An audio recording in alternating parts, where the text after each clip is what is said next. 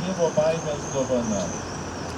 Ji pripildo mūsų aukščiausią pagarbą Dievui ir nukreipia Dievą kaip nebijaujančius išnešti į nuodėmę. Tai baimė kylanti ne iš pragaro prisiminimo, bet iš pagarbaus kūdikiško jausmo dangaus tėvui.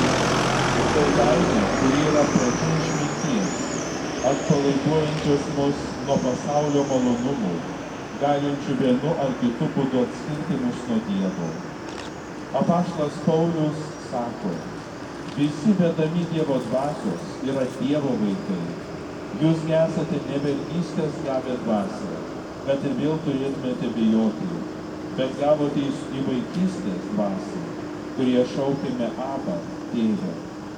Prašykime Viešpatį, kad jo dvasios dovana padėtų mums nugalėti baimę, mūsų abejonės, mūsų neramę ir nekantrę dvasią, kad džiugiai liudytume Dievą ir jo meilę, kad šlovintume Viešpatį, mylėdami tiesą ir tarnaudami artimui, nuolankiai ir su šypsena, nes šventoji dvasia visada mums dovanoja džiaugsmą.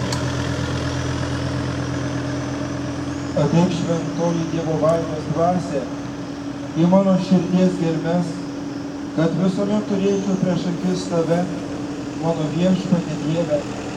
Padėk man išvengti visko, kas galėtų tave įžeisti, ir padaryk mane vertą pasirodyti tavo dieviškos didybės akivaizdoje danguje, kur tu, būdamas Dievas su Tėvu ir Sūnumi, gyveni ir viešpatauji per amžius.